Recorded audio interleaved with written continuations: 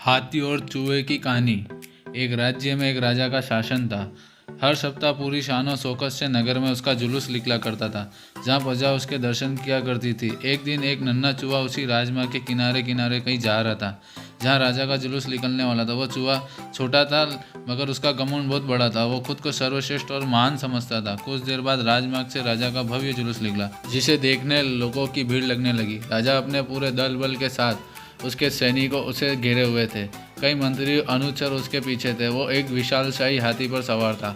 हाथी शाही था, इसलिए उसे भव्यता से सजाया गया था और उसकी शान भी देखते बनी थी। जुलूस में हाथी के साथ एक शाही बिल्ली और एक कुत्ता भी थे।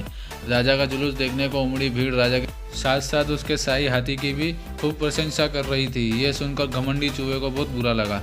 वह हाथी को गौर से देखने लगा, फिर सोचने लगा, इसमें ऐसी क्या बात जो मुझ में नहीं? मैं भी तो उस के जैसा ही हूँ। मेरे पास भी 2 आँख, नाक, 1 कान, 4 पैर है। फिर इसकी इतनी प्रशंसा क्यों? उसके विशाल शरीर के कारण, लंबी सूंड के कारण, छोटी छोटी आँखों के कारण या झुर्रीदार चमड़ी के कारण? किस कारण? एक बार तुम लोग मुझे देख लो, उस हाथी को भूल जाओगे। मैं हाथी से ज़्यादा महान हूँ।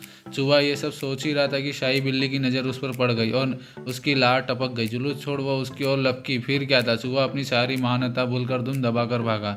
भागते भागते वह हाथी के सामने आ गया। बढ़ते हाथी ने उस पिद्दी से चूहे को देखा तक नहीं और अपना विशाल पैर उठा लिया।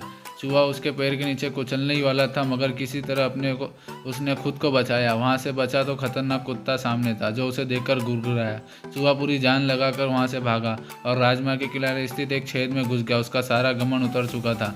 उसे समझ आ गया था कि वो इतना भी श्रेष्ठ और महान नहीं। सीख, किसी से मात्र रूप की सामान्यता हमें महान नहीं बनाती, हमारे मान गुण और कार्य बनाते हैं।